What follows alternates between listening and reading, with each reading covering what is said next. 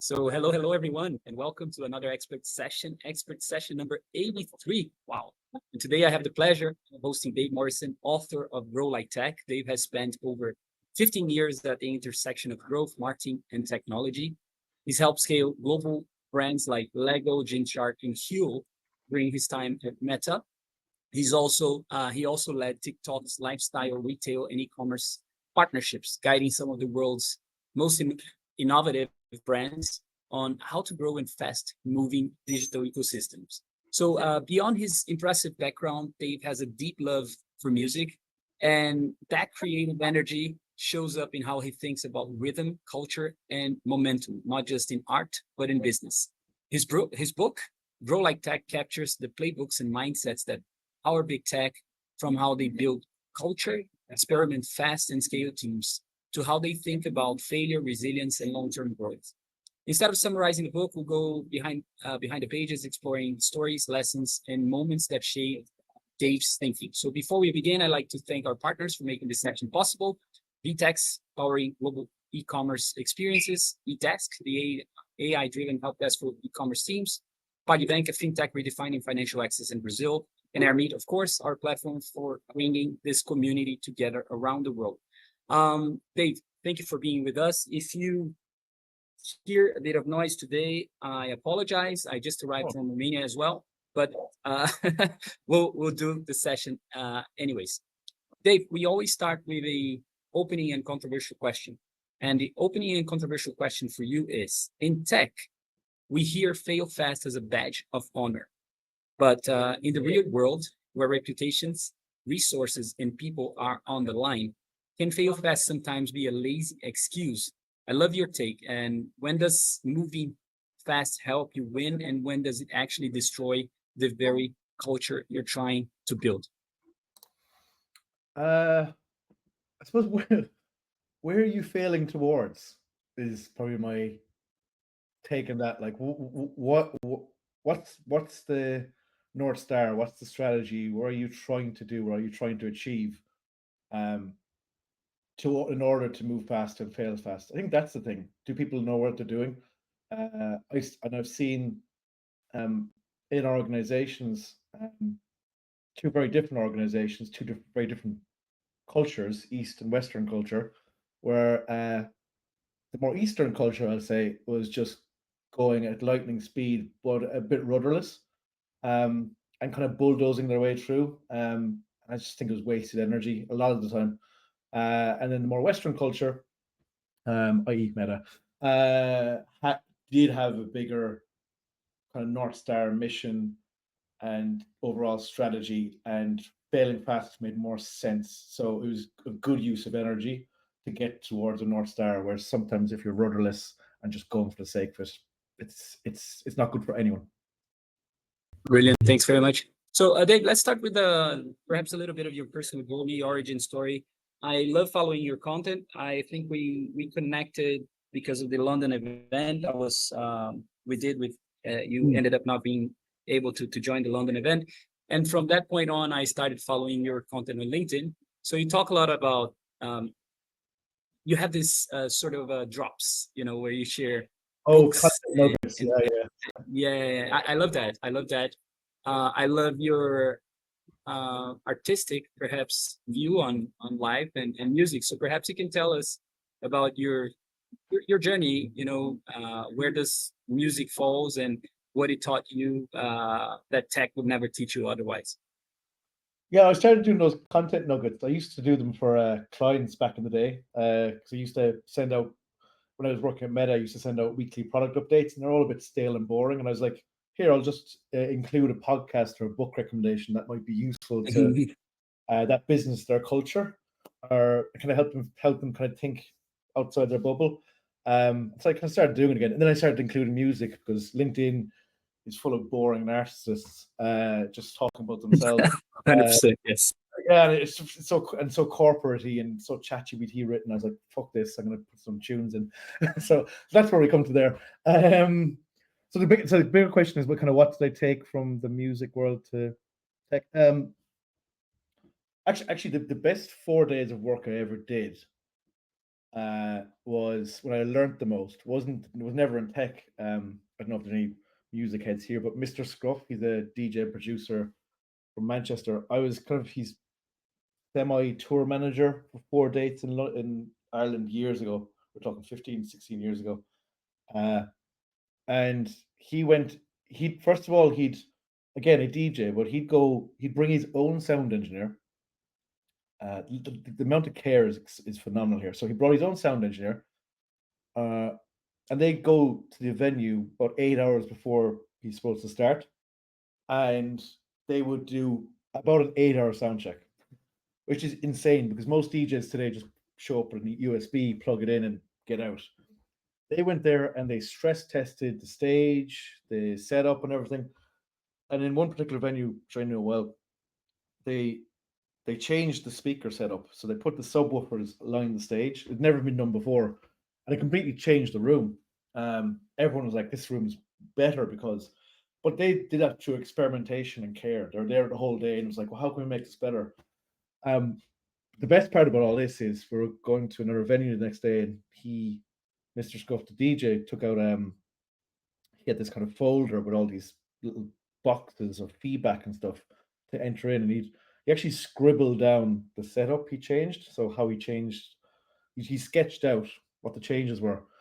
I was kind of like, what are you doing there? What are you doing that? And he goes, oh, I just sketched these out, and I'm going to send this back to the venue, to the promoter, to just give them like, here's something that worked well for us that might be useful for you in the future.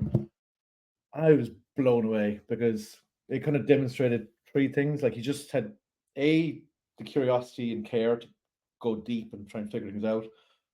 Also, persistence, I think, is a great trait, like to try and figure things out, make things better on the day. But the third piece, I think, is the bigger piece, is the giving, like giving back and sharing learnings, experiences. I think that was profound. And then in tech, those three qualities, curiosity, persistence, and giving, are the best qualities I see in any best good run organization, team, etc. But yeah, it was those kind of attributes I got from the music world, not tech, that was I found in me.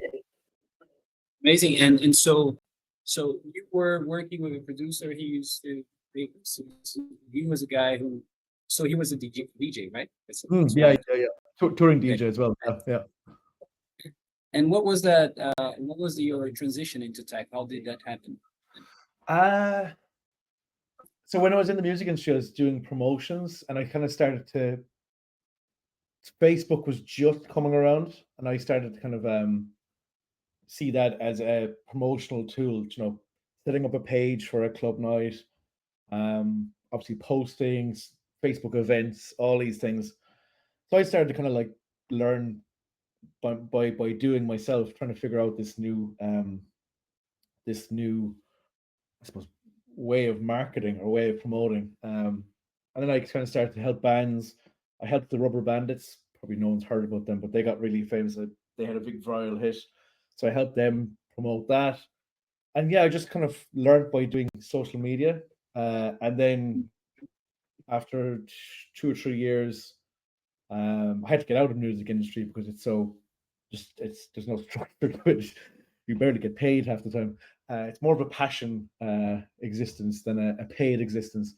Um, but I there was a e-commerce startup in London called Flubbit, and they were looking for a social media manager. And based on what I did in the music world of social media, they took me on, and that was kind of my entry point into not just tech but e-commerce as well. Um, and it was that was probably the best entry point because I think e-commerce world is the most exciting piece part of tech I still regard because it's fast moving and the best operators are in e-commerce. Very cool. So you went from Ireland working with this music producer. Eventually needed to find ways to monetize your life, pretty Yeah. much. Then went Uh, to the into this agency where you learned a bunch of social media skills. well, And this it was a startup. It was an actual e-commerce right. platform, and yeah, I was the social media manager, and I basically and again learned more by doing. But yeah, I was in charge of all the marketing for that startup via social media.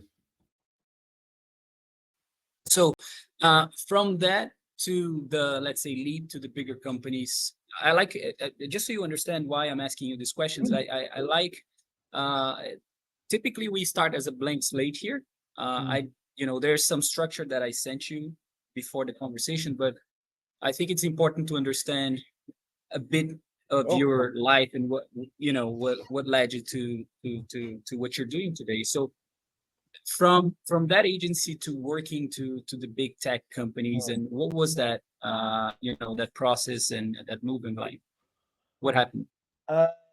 Yeah, I literally had a friend in Facebook who saw all the work I did in all that promotion, and they were looking for a new account manager. And yeah, I went for that and got it. And yeah, it was kind of life changing actually. Yeah, I joined Facebook in 2013, September 2013. So I was there for the real kind of growth phase. It was post IPO. They just acquired Instagram and WhatsApp, and like a month. Oh no, they hadn't even acquired WhatsApp then. I think I was in the company 2 months and they acquired WhatsApp, and then the next month they acquired Oculus. So you kind of get the timeline. Um, and yeah, that was a massive leap.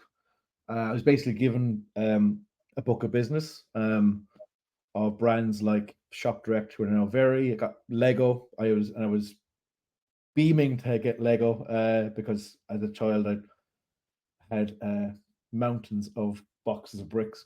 And yeah, a few other brands in kind of the e-commerce space, and even like ticketing, like Web Summit, I had them as a client. Top Shop, I'm just trying to think of others. And yeah, it was going from a startup into a essentially American biggish beast of a company, but it still had a startup mindset. So move fast and break things was the mantra at the time. I'm trying to think. It was a massive leap, and there's so much to learn. In working with media agencies, working with figuring out what measurement was. Like I didn't really deal with measurement back then.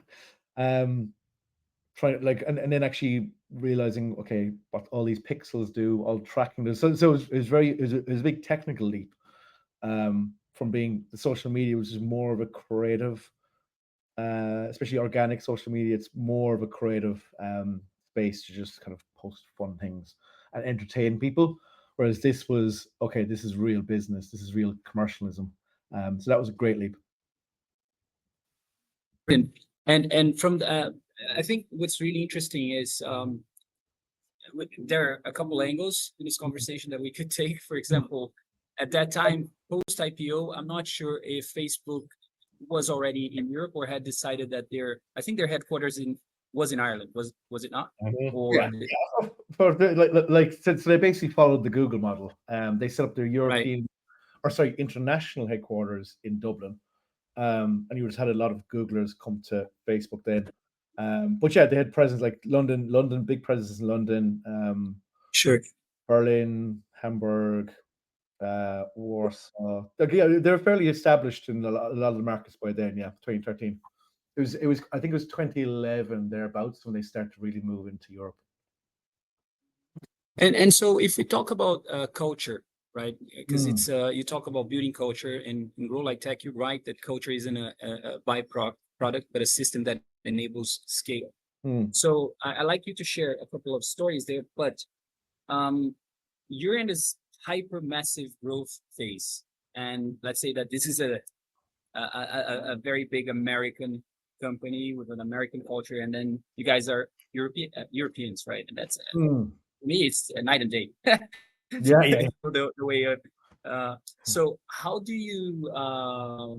I think we talk a lot about localization as well. So what's the what how do you build culture in that sense? And perhaps if you could share a few stories, both from Meta, TikTok, your experience in building culture and systems that allow scale, stuff that you lived.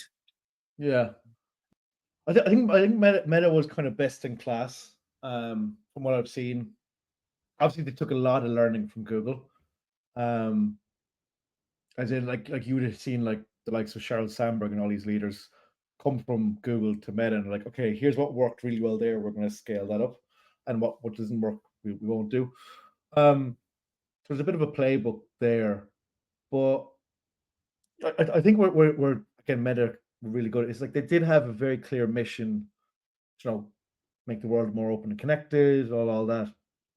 And then they had really good operators throughout. And they let's say with the advertising business, it was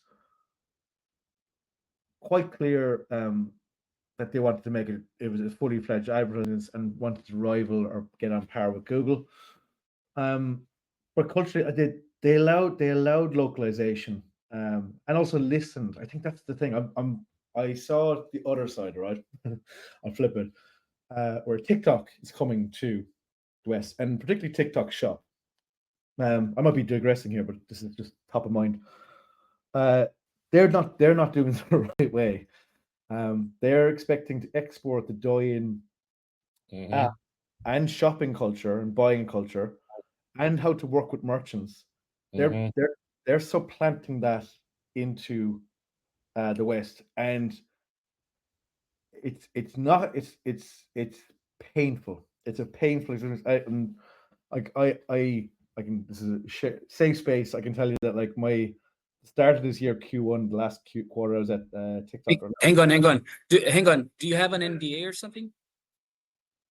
Oh no no no Can no! you I've share? no I've No. no idea. Yeah, But because okay, perfect. Because this is also on LinkedIn. So if you prefer, we are broadcasting the session on oh, LinkedIn. let's cut that up. Yeah, yeah. Okay, so perhaps just a big picture kind of thing. Is it live now? If you, yeah, we're live. We're Oh, live. geez, you should tell me. Okay, yeah. No, so yeah, it's not working. Yeah, I don't see that working that way. So I think it's just listening to people on the ground, you know. And Brilliant. I think Meta had that. They're like, okay, we have big statements, and then we're going to bring it down a bit, you know, and then localize and take it back and bring it back to what works to the bigger vision. Whereas others are just going, let's export what we have and hope that works. Interesting, but it's well, I'll be quiet. Henry, go ahead. It's very cool what you're sharing. I can just see that Jean is Brazilian. Mm. He was the president of Adyen. He just joined our session and he talked about culture. Adyen is a payment company from the Netherlands. We had a very cool session about it. Jean, I would love if you could jump in also later to ask your questions. But Henry, go ahead. I know you're itching now. You need to ask questions. We love to. So I think that for me, the immediate question would be for um, our dear friend Dave is Mm. how did social change with you from the time that you were doing the club thing until you left TikTok? Because it feels from the outside like social has morphed from organic to paid to algorithmic. How have you seen that being inside these mega companies? Mm. I'll talk about the technical in a minute, but I think the look and feel and spirit of social is inherently more social. I think TikTok changed that for the better. Um, like if you early days was people on Facebook saying odd things about their day, to cats being missing in New Zealand and all this kind of weird stuff. No one really knew how to kind of correspond with each other online. It was Mm-hmm. still out in the open. Um, then Instagram came along and made things very inauthentic and bullshitty. I call it the Kardashian gloss. You know, everyone's life was perfect. Uh, so I think that was problematic. And then TikTok comes along and just makes everything very real looking. And again, I Mm-hmm. think so. It makes things very real looking. It's like it's real people, and especially for e-commerce. The hack with making TikTok work, and now other platforms or channels, is just as real people, real person in front of the camera, get them talk about the product or service in an entertaining way, and that's half the battle. So I think that has the look and feel has gone a lot more. And I hate the word authentic; it's always bandied around, but it is but more authentic. It's more human. It's a lot more human. On the technical side, then obviously it's the evolution of the phone. Like this has changed everything, and I think that um, corresponded with the more human piece because now everyone is a creator, everyone is a videographer. The tools you have in front of you has allowed this proliferation of more content, of more people do more things. Um, so I think the mobile was a really seismic change in all this. And actually, just going back to Meta, a great um, anecdote kind of about their culture and the leadership they had there. I joined 2013, and I joined around the time where mobile, it was that tipping point with mobile. And Mark Zuckerberg gave a mandate to all engineers, everyone in the company. He goes, if you put forward a new product idea or new feature that is designed for desktop first, I'll throw it in the bin. I won't look at it. So everyone had to pivot as quick as possible to learn mobile and to be mobile first in everything they did. I thought that was an amazing piece of leadership that really set the course to make Facebook Meta what it is today. But ballsy as well, just to really cut things, you know.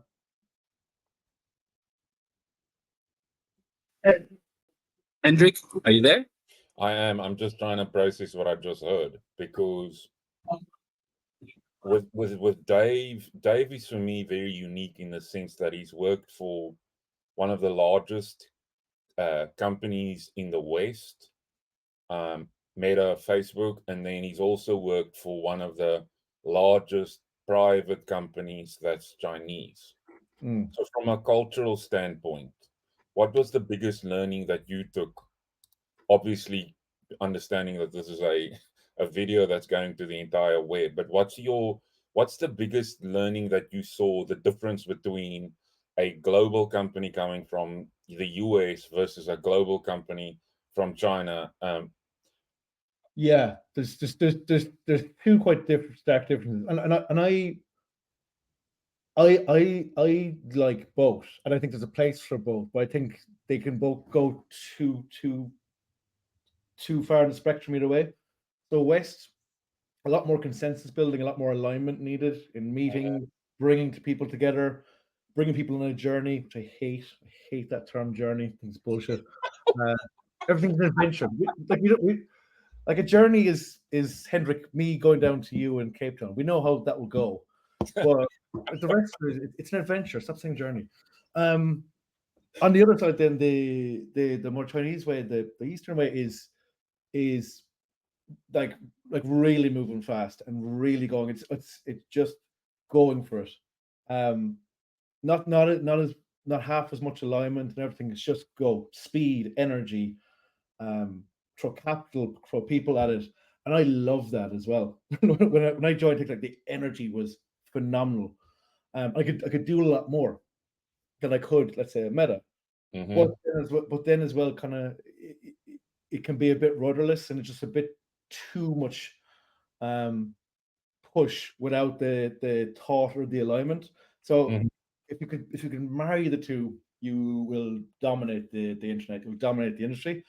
I just think both sides can skew a bit too far either way.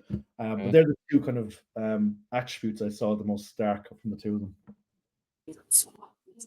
I think one aspect that I like to explore is what you can share, of course, and we can always talk in private, but it's more like the work ethics. I have a friend now, and she's working for a Chinese company. Like I just, I was in Romania, just to give you a bit about what I was doing there. A couple of friends there did a lot of work there in the past. 7 years ago, the Chinese, they were not there. And I think they're being very clever about the markets that they're tapping into. There's a whole geopolitical scenario nowadays, but in Romania, I saw companies nowadays that they were not present in. And they're going to Brazil, they're going to Romania, Latin markets, South Africa as well. and their work ethics is something else. Like she told me, this friend, that the way they work is just relentless, compared to any other. Like she was working for Lacoste, like the French company, easy work. And the Chinese, the way they work is just, and they expect that, like when they, so that is also part of the culture that in Europe, I would say that people are not used to that rhythm, and so did you feel that? Yeah, it's very much volume, volume at all costs, volume of hours, volume of just get numbers up, numbers, keep pushing numbers, and I think I think again that energy is amazing. I think the energy is superb, but again, there's a cost to it that it's almost wasted energy. Sometimes you're just pushing for the sake of it. Um, where I think like some of the better work can happen when you take a little step back and go into the gray area, think about things a little bit more thoughtfully, and then go at speed. So I think again that Western way of having a bit more alignment, a bit more thought, not too much, um, and then couple that with the speed and energy, you're flying. But yeah, it's very much like you've heard the Shenzhen Speed 996 thing. I think that's fine, but I think especially in a world with um, AI and connecting the ability to connect more than you ever have, produce something. I think it's better to actually be having time for a bit more thought. Um, I actually saw a thing on Harvard Business Review yesterday about the value of being bored. There's a value in being just having 15 minutes every day of nothing coming at you, nothing going on, and just having that clarity. And that's where creativity comes.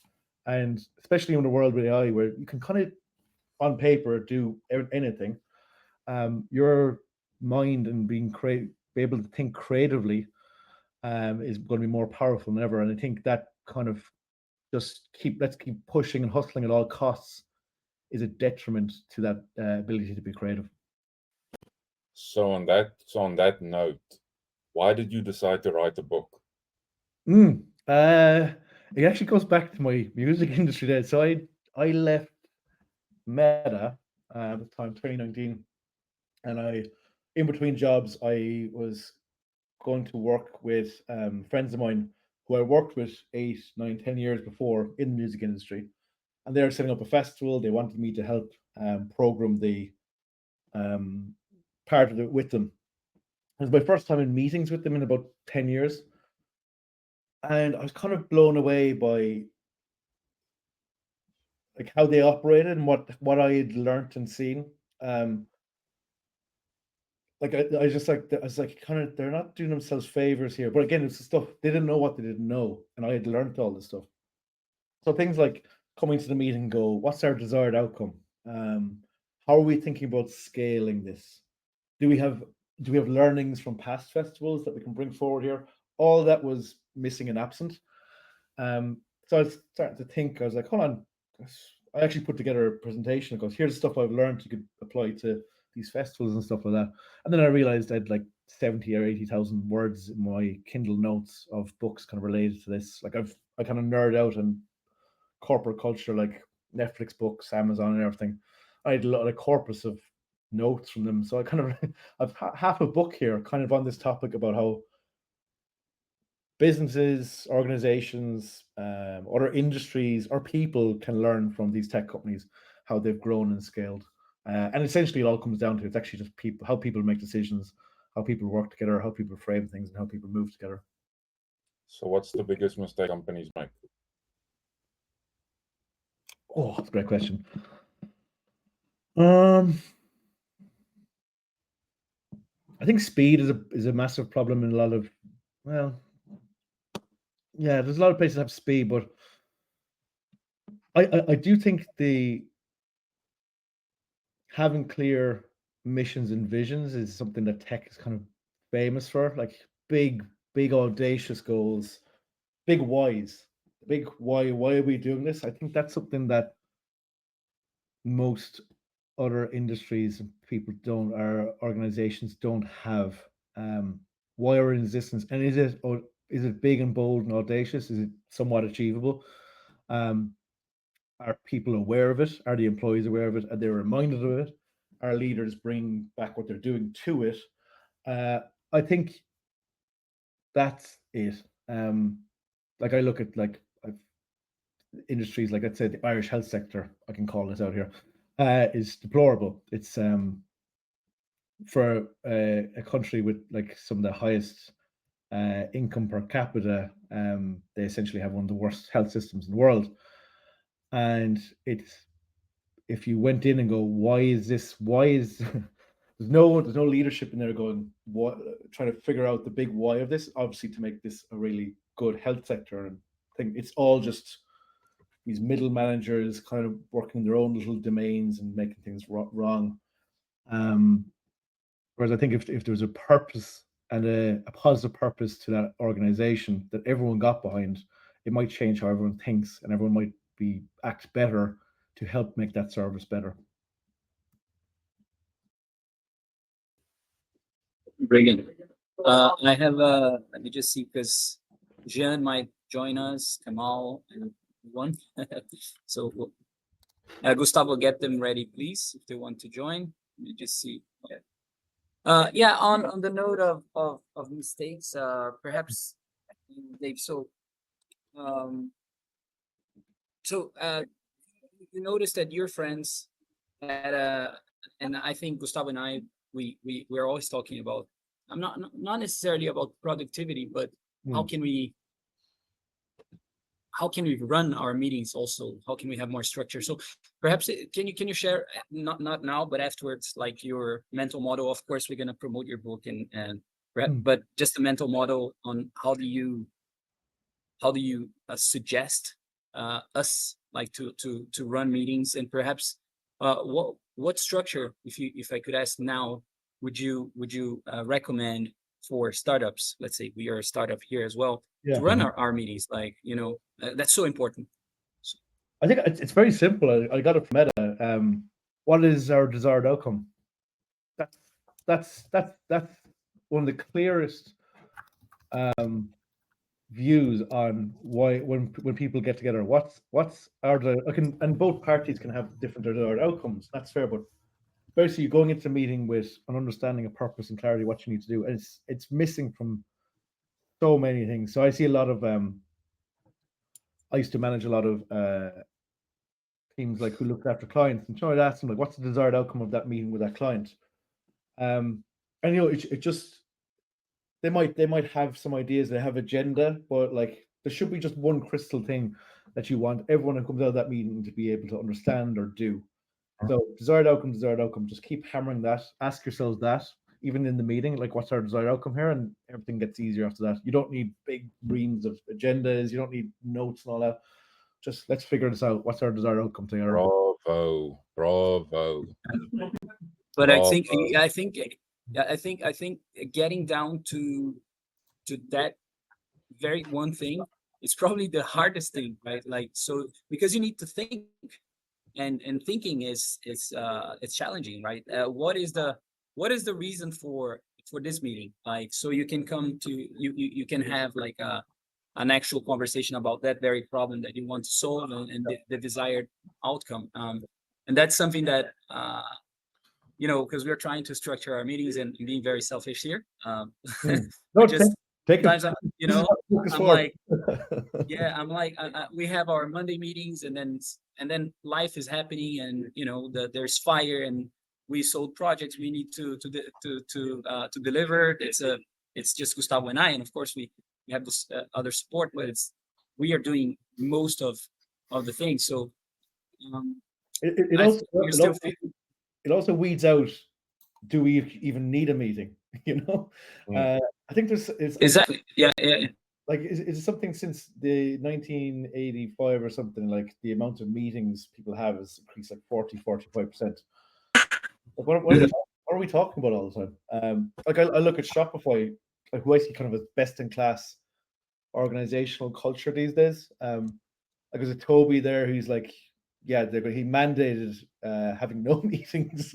I was like, great. So then everyone goes, okay, if we're actually having a meeting, there has to be real value in it.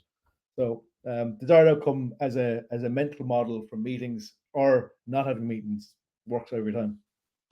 Yeah, I think the other thing is like we realize that because of the nature of our work, which is completely remote. He's in Germany, I'm in Denmark. Sometimes we just have to talk to each other, just say, "Hey man, how are you doing?" And use our time to do that because it's really, really important. Yeah, but there's a desired outcome there is like you do need to connect, so that's okay.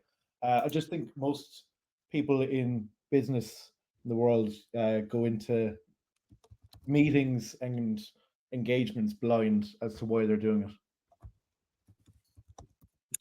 Thanks for that. Jen, welcome, man. Good to see you. Jen is also the kind of musician. You can see the guitars at work. Cool. Bass, I don't remember. He told me. He loved it, Dave. So, Jen, welcome. Good to see you. Thank you, Carlos. Dave, pleasure to meet you. Hendrik, nice to see you again. Great conversation so far. I think I can relate to many of the topics that are being raised here, and I tend to agree with many of the statements that Dave just shared. Right. So, for instance, you were talking about just now about this culture of meetings, right? And I completely agree with you that, in my opinion, meetings are completely overrated today. There's some sort of impression in many companies that meetings are absolutely necessary, that we have to have regular meetings to be able to perform our tasks. And this might be a little bit more common in companies that are already that have achieved a certain scale, that are either public and that have the need to report results on a regular basis and things like that. But even there, many times I feel that excessive meetings are a way for inexperienced managers to protect themselves, so that they're not blindsided by difficult questions that might come from investors or from board members and so on. And this is terrible, right? So in one of the companies that I worked for more recently, a public company, I was unable to perform because of the sheer amount of meetings that I was in, meetings that were a waste of time because I was being redundant. The things that I was sharing, I was not being able to run with the initiatives that I wanted to drive just because of the sheer amount of meetings. And that's where I started criticizing the company and saying, hey guys, out of the 10 hours that I'm spending in the office, I'm stuck in meetings 6 hours, 7 hours. That doesn't make sense, right? And again, I think this is in some companies just a proof that many of the managers who are driving certain parts of the organization are not comfortable in taking decisions. They always need to reassure themselves and feed themselves with excessive information so that they try to have the complete picture. So they're not willing to take any risks and just drive the business without having reassurance 5 times a day. And I think this is terrible. What you touched on there, I think, is what I see as the problem in these businesses and organizations, and it's one word: insecurity. Insecurity is often the driver of all this noise, fluff, padding, time spent not doing the right things for the right reasons, and just looking to make themselves feel like they're having an impact. Like I've often seen, it's interesting. Like product managers in these organizations, their work is a little less tangible than, let's say, a salesperson. So like the people who are closest to cash and closest to the code in these big platforms have the most tangible inputs and results. Whereas product managers, everything's a bit not as tangible. And they're the ones who often put in these 2-hour meetings to educate the sales team on a new product. And quite often I've been in there and people are just saying, this could have been sent over an email. and and I think it's an insecurity on those people in those roles because they don't have as tangible an input and outcome that other people have. So, but then again, it comes down to the leaders around them to create what you say, like a psychologically safe place that they can say to themselves, "I don't need to do those 2-hour meetings. That's bullshit. I'll do it out the right way." So there's so much layer around it, but it does come down to insecurity, how those people feel about their role at the time. The more insecure, the more of this meeting padding and noise you're going to get. I agree. That's the problem. Can I add one more thing here, and that is related to the question that Henrik asked before. What is the biggest mistake that companies make, right?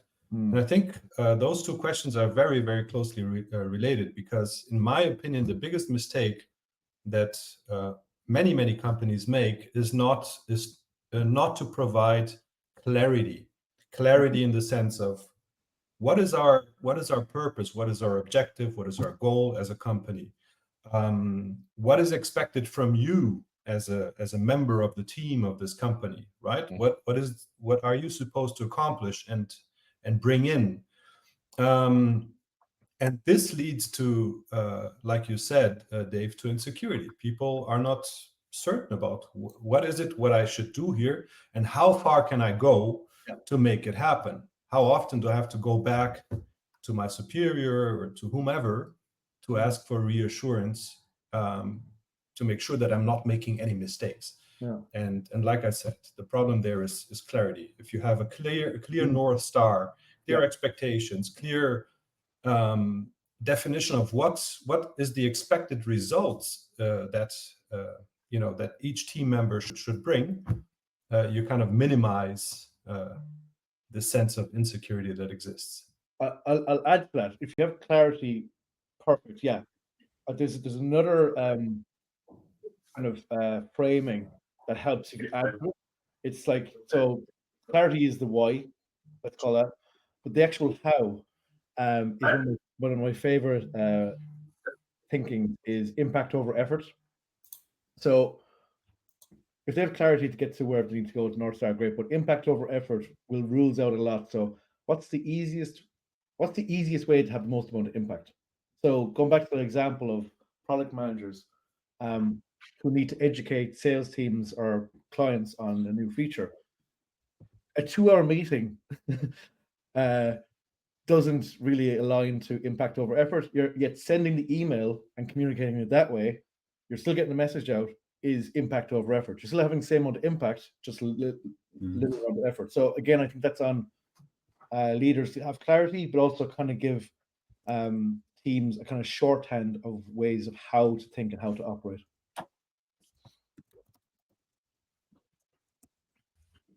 Vinny's hunger for thirst. Vinny, perhaps a few remarks and questions there.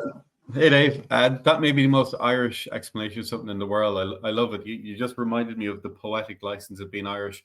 We get accused of looking for shortcuts all the time, but actually we're looking for impact over effort. Yeah.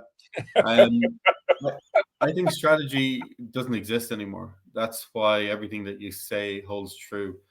And I'm just writing a piece on it. So as I see it, strategy is designing a way to deal with a challenge. You ask 90% of businesses, they cannot tell you their strategy. Yeah. They can tell you a strategy. They can tell you a thing they're doing, a set of coherent analysis or concepts or policies that are responding to a challenge, but they don't tell you we want to be 15% of market share in this demographic in 14 countries because that's where we know we want to go. It's too big a concept, I think, for people to get, myself included. And you've kind of touched on a number of other areas that I think are really, really important. So I just want to read this to you because I'd love to hear your opinion on the conversation that came up yesterday. So Henry Ford, legendary car maker, I think, made Saturday and Sunday for his staff a day off as early as 1926, I think it was. He set down the idea of a 40-hour work week, and he was kind of seen as altruistic at the time, but it was also a place to allow his staff to spend money. The 5-day work week was then brought in and adopted as a response to the Wall Street crash in 1932 in America. And then we became familiar with this idea of a weekend thereafter, but we seem to think that it's been around forever. We've had holy days, we've had days of rest, but we haven't had this concept of a weekend. Yesterday, the idea came up that we need to get rid of the calendar, that we operate wrong because we operate on the calendar. When it comes to e-commerce, we have also been bound by an accounting period that has determined how marketing performance and e-com performance is good, bad, or indifferent for 2 decades now, and that shit has got to change.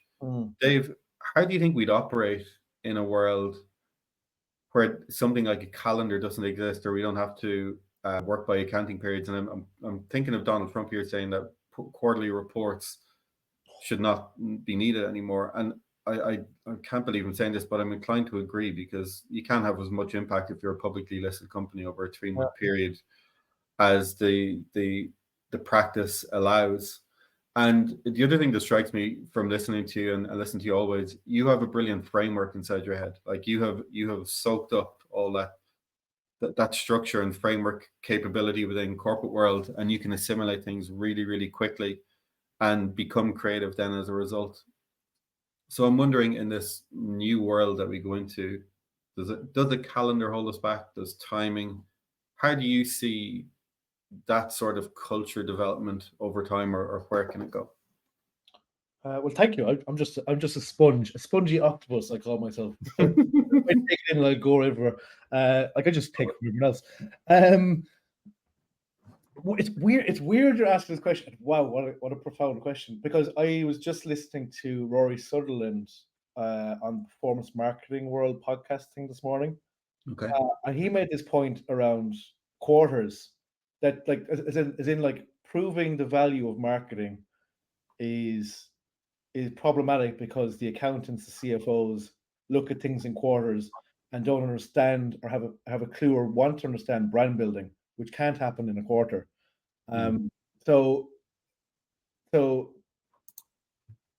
go back, so it's very pertinent.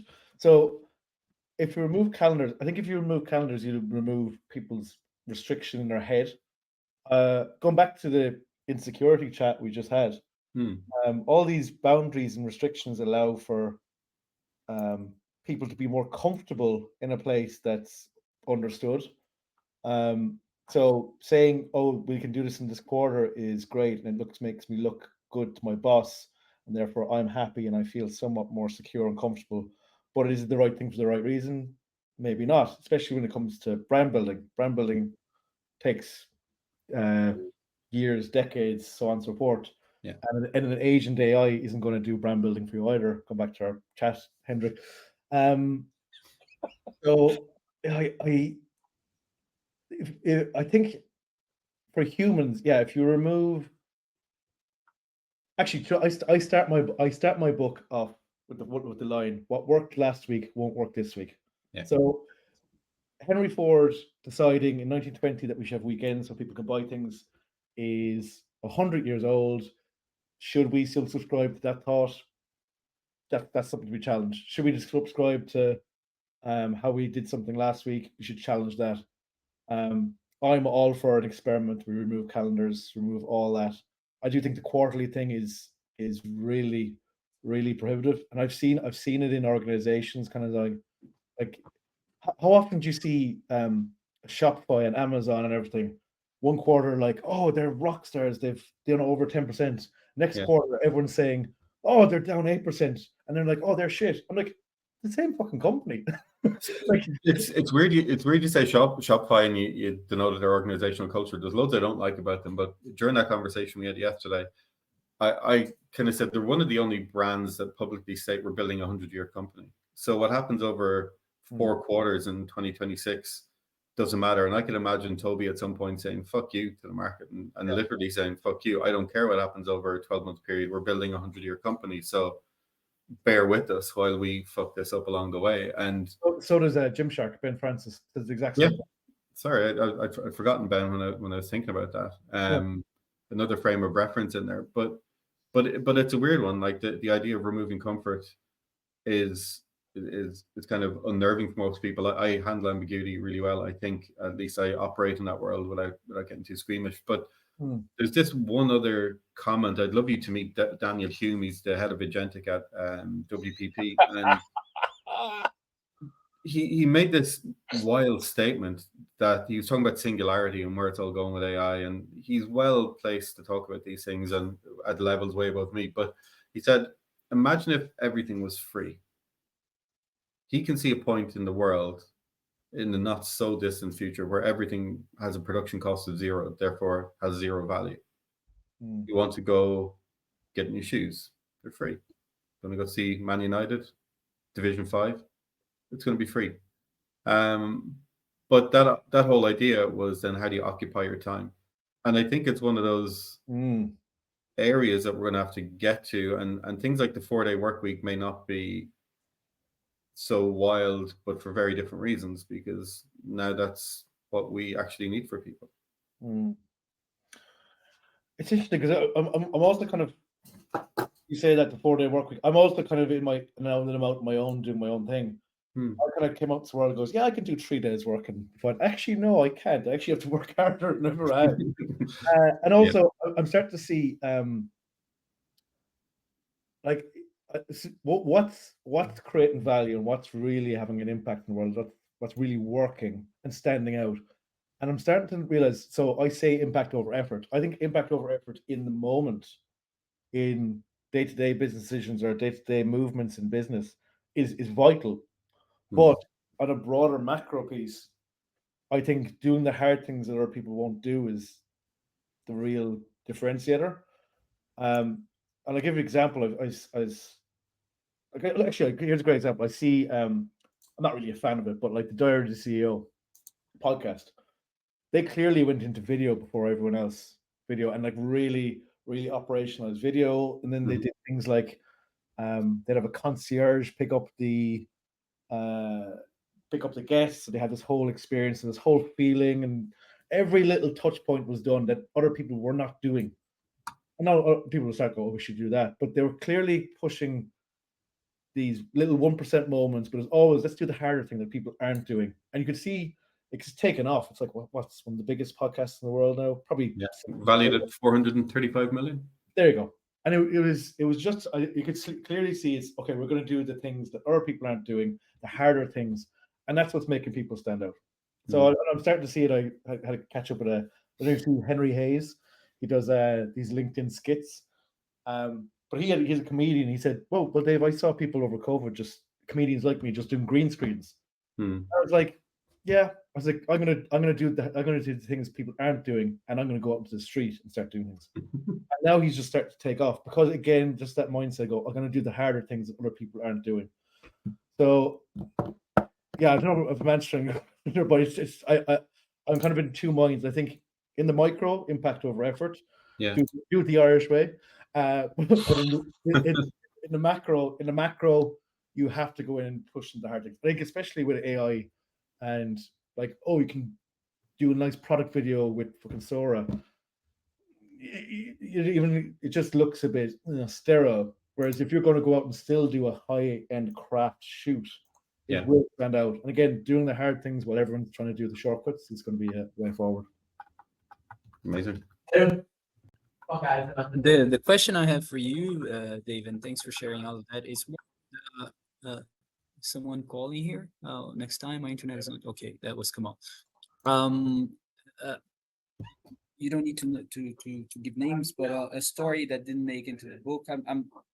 I love those stories from people who used to work from at large companies, and if you could share some tales and learning, something that is not in the book, some mistake, some big learning you've had, you could share with us, I think would be great. A big mistake. I made lots of mistakes.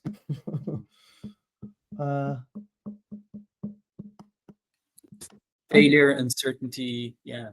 I think it goes back to just what we're talking about. It just took shortcuts. I remember one brand we were hosting for a QBR one time, and they were a big up and coming brand. I won't name who they were, but I was like, yeah, I'm just gonna book a meeting room for them, and like we normally did, but they were coming up in the world and they were kind of expecting more, and they're obviously getting better red carpet from other platforms. And I remember and there's a mix up with the meeting rooms. I didn't do enough preparation. And I mix up meeting rooms. We ended up in a small squishy box, and that client, again going back to the human psychology of things, like that client just didn't feel special, and essentially complained to me, to my manager and everything. And I think just a good learning is like put in the time, preparation, just make sure you're showing up right. But yeah, that's it. Like, just fucking don't. As much as the shortcut's great, sometimes, especially when it comes to dealing with people one-on-one, you can't really take shortcuts. You have to kind of be understand where they are, and what they want, and what their expectations are, what their desires are. That was a big one, yeah. Just kind of looking at that person on the other side and going, what's best for them here. That'd be my kind of one of the things. Yeah, I think that is so interesting what you're sharing, because we have a case like that right now. Yeah. We have a customer, and there's a lot going on in Brazil, it's always been, but now especially, with let's talk about security, and especially about perception. So this guy, he's been asking us a couple of times about security and what's gonna happen in Brazil, because we have an event there. And so what I've been talking to Gustavo is that people are different, right? But we need to even anticipate things for the specific customer, like to be ahead with whatever their needs are. So not only they feel special, but that they feel that we are on top of what the mission that they gave us. So yeah. Like, that is critical. Give a shit about them. Yeah. Amazing. We are on 56 minutes now. We have a couple of minutes more. Hendrik, Jan, please, let's have your great contributions and questions as always. I probably have time for one more question, because I do have to jump myself. Oh, perfect. Cool. Who wants to go? I will Jan, go. you want to go? I'm You good. go? All right. So Go ahead. I listened to today's conversation, and we have impact over effort. We have the how, we have the why, we have the frameworks. Isn't the biggest thing that at the end we're all human? Hey, Dave? Yeah. And we forget sometimes that our customers are humans, and thus we make mistakes? Or is it a case of that we overcomplicate things? Probably both. But I think we overcomplicate things. Going back to it, because insecure, trying to make things look great. But just the human thing is, I just think human centricity is missing from so much. And the problem is when businesses scale, I think scale corrupts. The bigger things are, the worse it gets. That's in business. It's in countries. Like, if you look at I'm Irish, obviously I live in London, but Ireland, New Zealand, Iceland, very cohesive. It's not hard to everyone kind of gets on with things. But then the bigger you go up, the worse it gets. The same in businesses. Being in a startup, really cohesive startup, great, and everyone's kind of doing the right things for the right reasons, and they're looking at the customer, i.e., customer centricity. So I don't know if I'm even answering that question, but I think there should be a mandate in business to be as human first as possible, and that will weed out all the bullshit with agentic AI and all the things we're talking about as well. I think the engineers, the AI engineers, are missing the point in so much already. And I do point to I'm watching some great stuff from like Mark Ritson and all these leaders in the marketing brand space, just calling out like even how they name the new products or features. Like Claude, what's that? Anthropic. Anthropic sounds evil, So even though I think they're being named in AI, just sounds wrong. They don't sound human. So I think human centricity in a world of AI is going to be the winning framework. But then human centricity, how do you measure human centricity in a quarter? Go back to Vinny's point. How can you move the needle on human centricity in a quarter to appease your shareholders? You can't. You just have to do that, and it should pay off in years and decades to come. Brilliant. Hendrik, Jean, Dave, thanks very much for making time. We will promote your book. So make no mistake, we'll be on YouTube. We put it in the description. And if people are outside of our community, we always broadcast the sessions on LinkedIn, so we can amplify your voice a bit more. How can we find you? You could find I'm LinkedIn. Dave Morrissey on LinkedIn. I'm just about to launch the website for Scale. So that'll be Scale SCEAL.net. And yeah, it's on LinkedIn as well. But yeah, LinkedIn is the best place to find me. I'm usually throwing out music tips there. Awesome, Dave. This was awesome. Thanks very much, man. Thank you all. Pleasure. See you guys. Bye. Bye.